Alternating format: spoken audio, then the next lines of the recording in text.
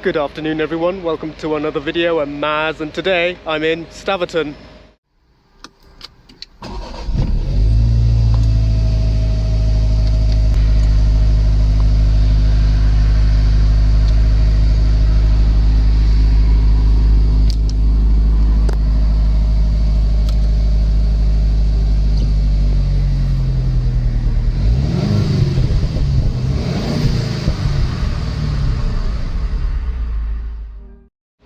And in today's video, I'll be trying out this Jaguar F-Pace. A huge thank you to Marshall, Jaguar, Land Rover, Cheltenham and Gloucester for this opportunity. Jaguar were very late to the SUV market, despite being a sister company to Land Rover. But for a first attempt, this is quite compelling. A quick overview, the Jaguar F-Pace was launched in 2016 as Jaguar's first ever SUV. It was designed by Ian Callum and originally came with either 2-litre petrols, 2-litre diesels, a supercharged V6, a turbo diesel, and later on a 5-litre V8 found in the SVR. Now this particular car is one of the 2-litre diesels with the Ingenium engine, but if you know about these diesel Ingeniums, I would recommend getting a petrol Ingenium instead. And if you want a diesel, maybe look into the V6.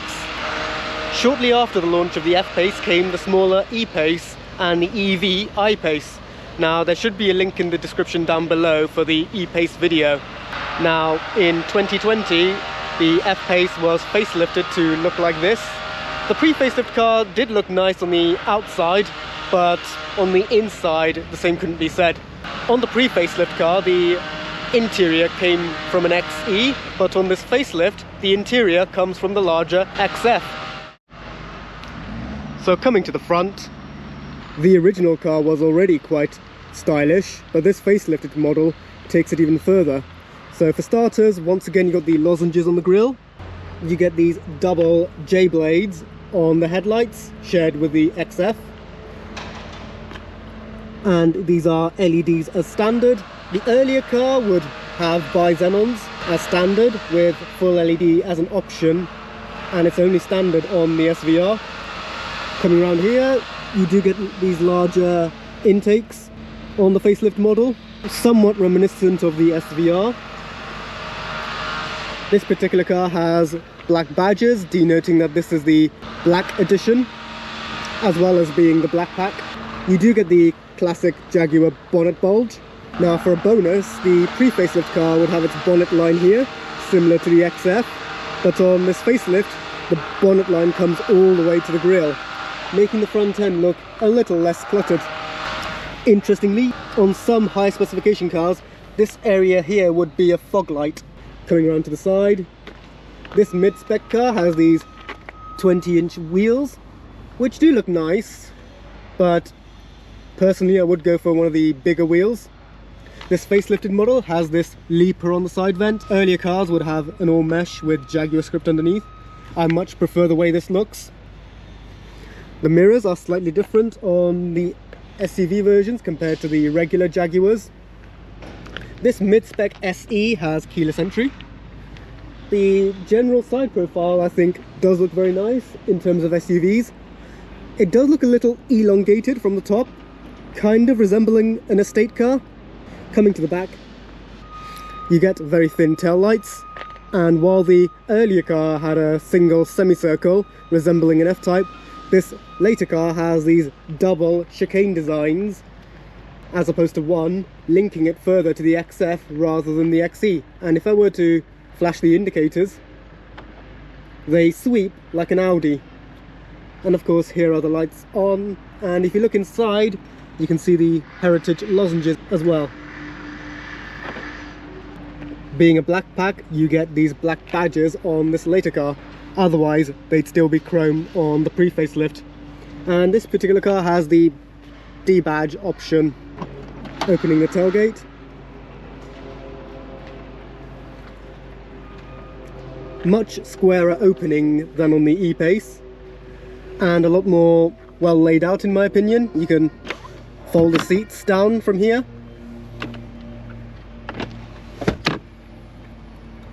and they lie flat. There's a slight incline, but there is no ridge at all. You do get these tether points, and on here there is a net here. If I just move this all the way here, there we go, there's some extra storage for smaller items. Underneath the false floor there are some extra storage, considering this car does not have the spare wheel. The parcel shelf is two-piece, so it can fold up, but personally I would prefer this car had a load cover instead. And this is a blanking space for where a 12-volt socket would have been if the option were to be picked. Once again, you can press here or from the key. Strangely, Jaguar don't hide their rear wipers underneath the deck spoiler like they do in Land Rovers. And there's lots of flake in this colour. This is Carpathian Grey. This particular model is a diesel, and the AdBlue is next to the fuel nozzle. On some Jaguars they put them in the boot. And this car does come with a mild hybrid option, which will give the F-Pace another one of these on the other side. These mild hybrids were facelift only. Coming to the back, once again the bottoms of the doors extend to the very bottom, so it keeps the inside clean when coming in and out. You don't have to worry about dirtying your trouser legs. Putting the seats back up, and here's what the back looks like. Once again, this facelift model is taking styling inspiration from the larger XF as opposed to the smaller XC as seen on the pre-facelift. And just like on the XF, I really like this material, this Meridian speaker grille, and these door handles do feel better sculpted. And of course you got these more upmarket feeling window switches and a lot more padding on the armrest. And because the grab handle comes up slightly at an angle, you can put extra storage in the cubby. This car has seat back nets, but personally I would prefer if they were pockets instead, like on a Mercedes. There is a center armrest with two cup holders. While this car does have Isofix, these covers are exposed. On some Jaguars they do cover them up, but they're not hinged. Sat inside the F-Pace now, and there is lots of room here in the back, thanks to its not so slopey roofline. Legroom is very generous, and that seat is set to my driving position, but it is more on the lower side. If I were to raise the seat up, there will be more space for my feet. This center console area for the rear seat passengers does eat into space for the middle seat, but again, very well laid out compared to the pre-facelift. The pre-facelift car, the vents came out like this, and then it would cut in, and then it would stop more about here on the base cars. On the upgraded models, it would be about the same. And again, because this car has no rear climate controls, there is nothing here, just a little tray and a 12-volt socket. Coming to the business end now. Again, I really like this red interior. This being the mid-spec SE, the leather is the standard one as opposed to the Windsor leather. Again, it still feels very nice, but once you feel the Windsor leather, you do wish you had the option. Again, the doors are reminiscent to the XF as opposed to the XE. And just to clarify, the rivals of this car still haven't changed with the facelift. It's still the X3, the GLC, the XC60, the Q5, and the Lexus NX, and even the Alfa Romeo Stelvio. Again, it's got these very nice upmarket feeling window switches. Despite being an R-Dynamic, the kick plates just say Jaguar. Personally, I would either put Union Jacks or illuminated ones. This car does have electric seats, and they are memory as well. Facelifted cars came with updated pedals. These mats are the standard ones, but again, you can opt for luxury or rubber if you prefer.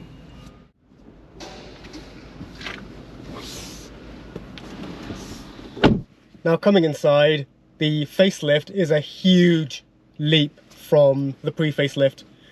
So for starters, it has the I-Pace steering wheel, which I much prefer the look of. I currently have the seat set to low, just to feel more car-like. And you can choose to sit all the way up here if you prefer the commanding SUV position. But I'm glad Jaguar did not make this into a wannabe Land Rover. I'm glad it still feels like a Jaguar in here. I'm glad it still feels like a traditional car in the context of how low the dash is. And I'm also glad that the interior feels special. So this is my point of view. Once again, the aforementioned I-Pace steering wheel, which is also heated and comes with radar guided cruise control. The dash and the center console both come from the XF as opposed to the XE. So you get this very nice silver metal finish here and this detailing around the center vents, which does break it up a little bit. I think if they didn't have this, it would look too Audi-esque. There is some leather on top, and this particular one has the red option, which I really like. On the pre-facelift, if you wanted red seats, only this section would be red, and if you get an S, it would be the other way round. So this is definitely an improvement over the pre-facelift. And even though this does not have the Windsor leather, you still get a very nice Jaguar embossment on the headrest. The glove box is massive. Pre-facelifts had a rising rotary gear selector or an F-type selector if you had the SVR. This one moves to the cricket ball design, which I prefer over the F-type style lever, but I don't know, I prefer the character you get from the rising gear selector. That being said, it's still a good design. It's still very good ergonomically. The drive mode selector is this one here, and if you look inside, you can see the Jaguar lozenges on the rim. Same story with these dials. The volume dial is now here. Start button is also down here now, and you get a very massive place for your phone. Cup holders are now in a much bigger cover, but again, I'm just pretty much repeating myself from the XF review.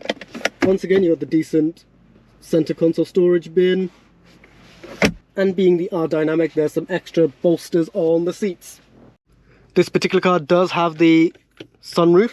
If I just turn on the ignition, there goes the cover, and this one opens it.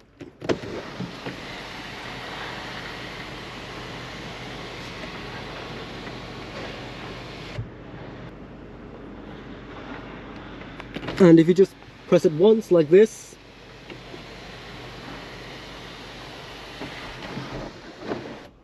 it sits flush. And of course, you can choose where you want your shade to be. For the time being, let's keep it fully open.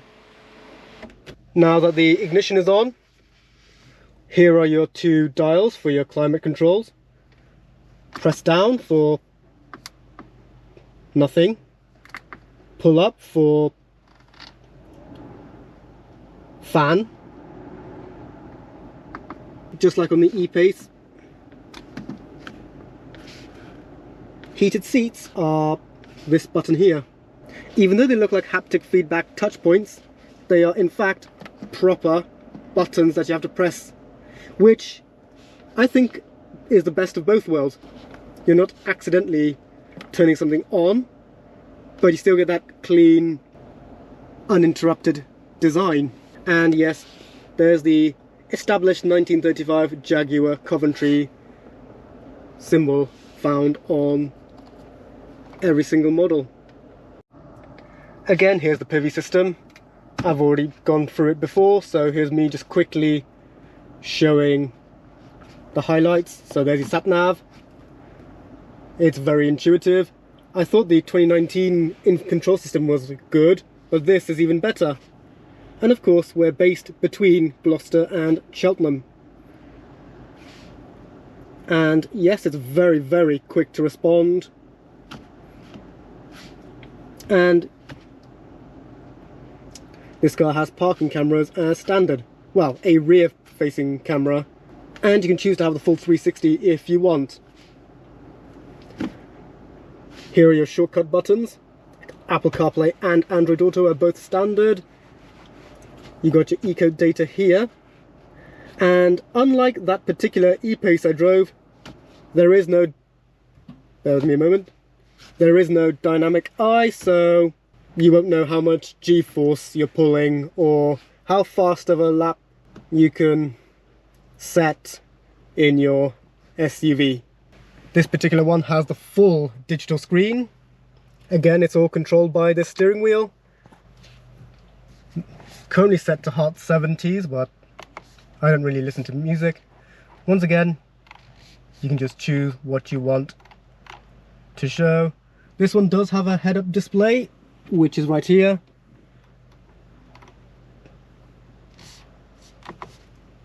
And we can choose to have 2 dials, 1 dial,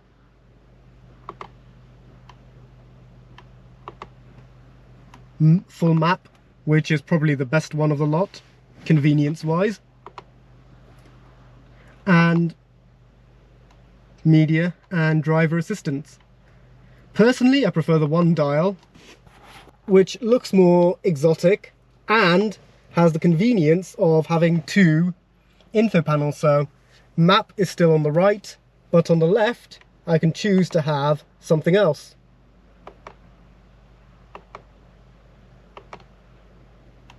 So trip summary, for example, or the lane keeping assist, or just a side profile of the F-Pace. Personally, I'll go for trip summary. There we go. Strangely, the indicator stalks on this later car aren't in silver like they are on the e-Pace. They could be unique to the HSE model, but personally I would have this all in silver. So that's the exterior and interior done now, so let's see what this car is like to drive. Strangely, this car has red seats but no red seat belts. I much prefer the start button being down here. Over here I think it just takes up too much space for the HVAC controls. Interestingly, heated seats do go in if you start the engine. This particular car has heated seats, just not cooled seats. Press the button, push back, and we're in to drive. And off we go. Don't really need the visor anymore. Oh, and I forgot to mention, this does not have the fake suede headlining. So being a diesel, Jaguar Land Rover have done very well in keeping this engine quiet. It does sound a bit agricultural once you actually put your foot down, but in everyday town driving, it's nice and quiet, which for a diesel is what you want. Not everyone likes the sound of an old oil burner first thing in the morning. This F-Pace feels a lot more eager to decelerate once I take my foot off the accelerator. Again, steering wheel is light, reminds me of the XF steering. And I forgot to mention, on the center console there are 3 shortcut buttons here: stability control off and low range launch. And then in the middle is a blank switch. That blank switch would be EV mode for hybrid models, but for these non-hybrid models I feel like they still could have done something to fill in that gap. So this is 30. And I cannot hear the engine at all. Not that I'm complaining in this context, that's a good thing for a diesel. And of course this is a D200, so it's slightly faster than the 180 that I had in my old XF. And the head-up display works very fine, but I think it looks a bit too far away. Because this is a mid-spec and not a top spec, the steering is adjusted manually. It's the exact same adjuster as on my 2017 XF, and I'm assuming the 2017 F-Pace as well. So yep, it is rake and reach, but if you put it all the way up it does tilt ever so slightly at the top, but not as bad as the E-Pace. And of course this car has hold as well. So luckily in this car I can put the steering wheel all the way down and not get it on my knees. But I still prefer to have it slightly higher to add in the illusion that I'm sat a little lower into the car. During the making of this video, this is the only Jaguar available with an SVR variant. The F-Type SVR was discontinued when the 2020 car came, and in its place they just gave the F-Type R the SVR powertrain, which personally I'd rather Jaguar go the other way round, drop the R and keep the SVR instead. Overall, the interior in this car does make the experience feel more special, and of course being a diesel there are very high MPG figures. At the moment this car is at 44.8 MPG. If you can, try find yourself a petrol, maybe a P250. The only time I recommend a diesel is if you're doing lots of long motorway journeys. So if you live in Bristol and work in Tewkesbury and you use the M5, that's probably the only time I would recommend a diesel. But that being said, a plug-in hybrid is also available on this later car, the P300e, for company car buyers who are looking for a tax break. The stop-start sound is almost inaudible. I remember on the earlier cars, if you were to set off, it would splutter to a start, but in this one, it's much more refined. Now, I have driven a Land Rover Discovery, which I had as a courtesy car, not from Staverton, not from Melksham, but another Jaguar dealership elsewhere. And I remember that car felt very, very utilitarian and very unrefined. It had a 6-speed manual, which I'm fine with, but the clutch pedal in that car would be spring operated, so it would bounce onto the biting point. The reason I'm mentioning that car is that it's roughly the same size as one of these, but the Discovery Sport's driving experience felt a lot more agricultural. Sharp right turn and the car would lean. And this car, despite being a JLR product, despite being the same size as the Disco Sport, the driving experience in this car is night and day different. And if you want your high-riding premium family car to drive more car-like, look no further. Even the E-Pace, which was based on the Evoque, drove more car-like than the Disco Sport as well.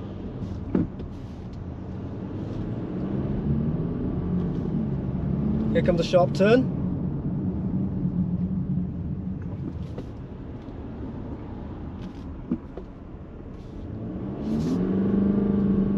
Someone was just randomly stopped on the middle of the roundabout. And off we go.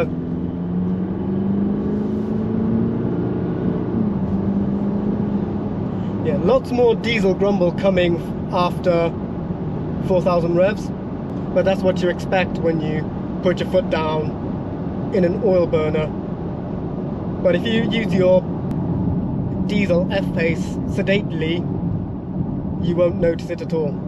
And of course, it uses the ZF 8-speed, found in almost any other Jaguar made today. And one thing I really like is that you can drive this car like a luxury car if you want, or you can drive it like a sports car. So it has a very Jekyll and Hyde personality in terms of the driving experience. And here's a tight turn. Yes, I'm somewhat falling out of my seat, but that's because this particular car does not have the bolsters you get on the SVR's performance seats. But again, if this car had shoulder bolsters, that wouldn't be an issue. But the car does not lean, that's what matters. It doesn't feel like the car is going to roll. It feels more planted. It even feels like it has a lower center of gravity over the Discovery Sport. And let's be honest, shall we? It looks much nicer than the X3.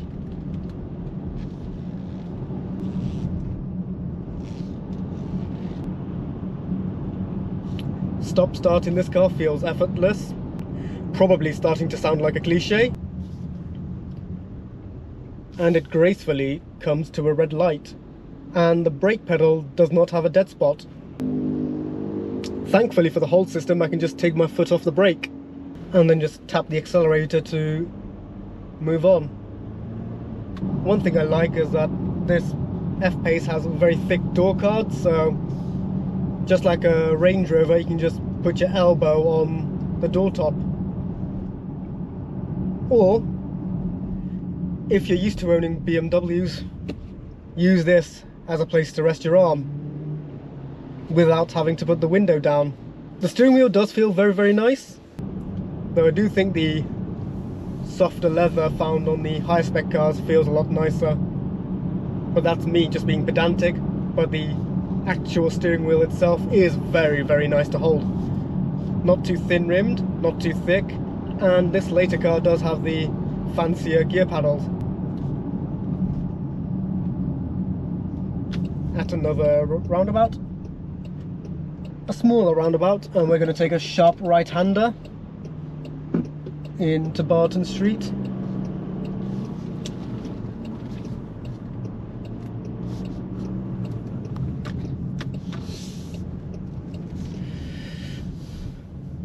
Now let's test the speed bumps.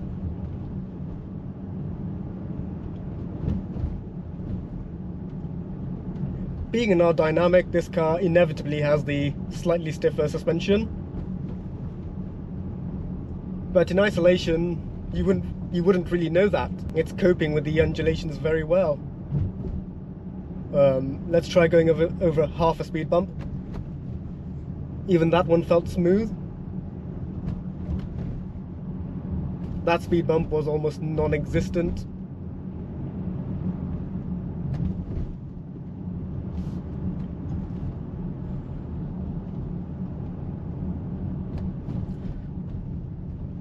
Now I know all the cars I've driven through here cope very well, but I have sat in a very low car that scrapes on every single speed bump here. And even if you look at the speed bumps, you can see markings on where some cars have left. But I'm coping very well here. Let's go one on each wheel. Very smooth. Since lifting off the accelerator makes the car very eager to decelerate, not much effort is needed for the brake pedal, except when putting into hold mode. Even though the screen sticks out of the dash, it does not look like an afterthought. I've seen far worse from other manufacturers. Jaguar and Land Rover even went with the effort to slightly curve the screen to make it look a little bit more integrated. And of course, this very uninspiring row of buttons has been dropped for this more premium looking twin dial and gloss black center section. Now, I did complain about the early car and the XF and the XC for having too much center console here, but that section is tolerable. Whereas on here, they replaced it with some silver here, which feels very, very nice. Some matte finish, which won't leave any fingerprints. And of course, you got your armrest right here, which on the earlier car stuck out just a little bit here, but on this, it's more symmetrical.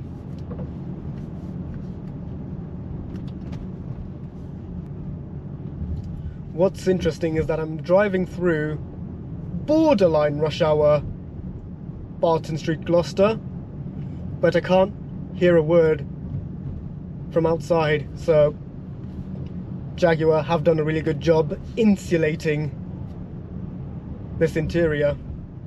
And like I said, you can choose to sit very deep into the car, that it feels like you're just driving a normal car that's just sat high up. And you don't really notice that at all until you come close to the car in front. Normally I'm not a crossover person at all, but if I had to buy one, I may consider one of these. Otherwise I just prefer to sit lower to the ground. Now the benefits of this slightly higher position is, if you just do that, you can actually see the whole bonnet and where the corners of the car are. So if you're going for a very tight multi-story, which Gloucester does have a few of, it's less of an issue manoeuvring around.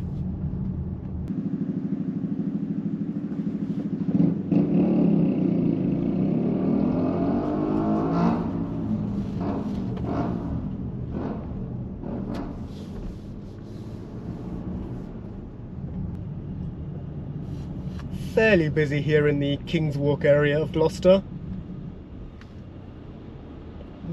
But that being said, I still feel relaxed, I still feel cocooned, I still feel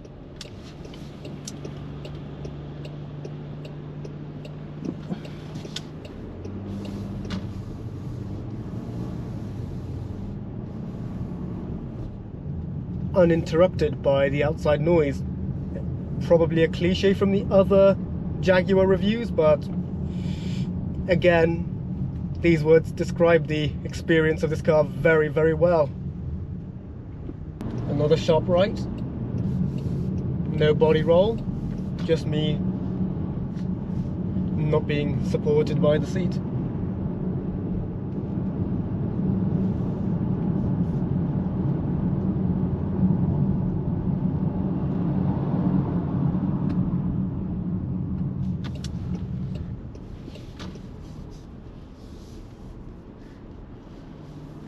Currently at a red light, and straight after these red lights the two lanes merge into one, so let's see how it kicks down.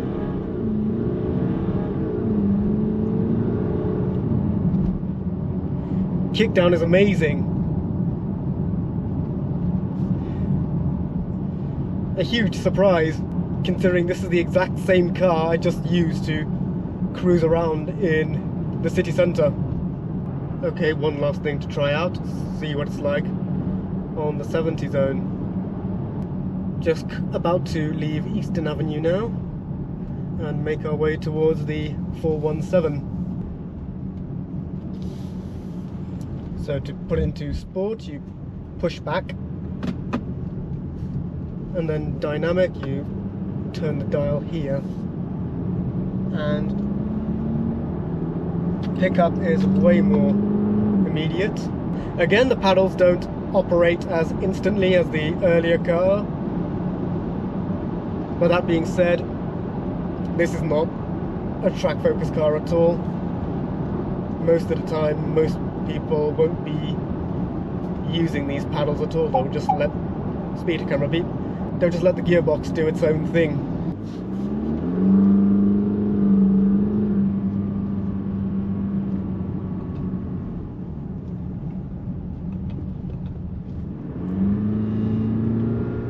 Okay, that diesel rumble is very, very prominent in manual mode. So indicate.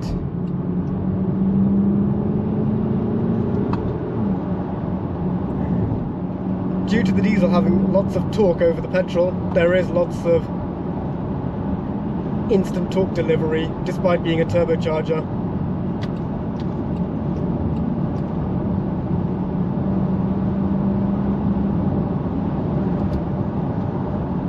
And that's 70. Of course, being a diesel, it sits at 1500 revs. Interestingly, the head-up display now shows a digital rev counter with the gear also mentioned. Forgot to mention rearward visibility is absolutely brilliant, even if the rear wiper does sort of get in the way. Heading back onto the dual carriageway. Go.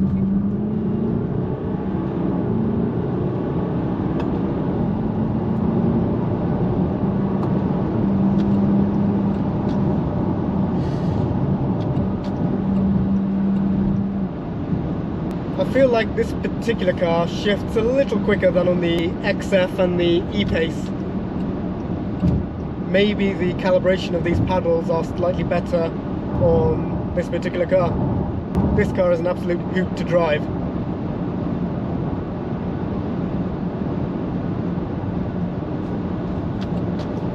I can see this car appeal to both sides of the brand. Those who prefer a comfortable car and those who prefer a sporty ride.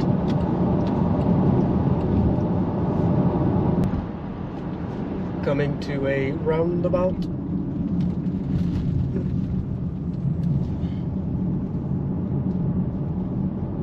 And then shift down a couple of gears. Just shifting down a couple of gears makes the car headbutt the horizon. And again, let me remind you everyone, this is a 2-litre diesel. Yeah, the paddles operate a lot quicker on this F-Pace as opposed to the XF and the E-Pace.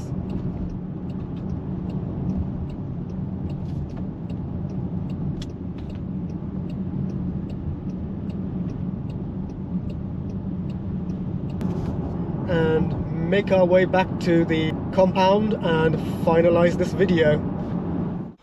So that's it for today's video. I hope you enjoyed watching me try out this Jaguar F-Pace. Like the video if you enjoyed it, subscribe if you are new, ring the bell to stay up to speed, and I'll see you guys next time. Cheers.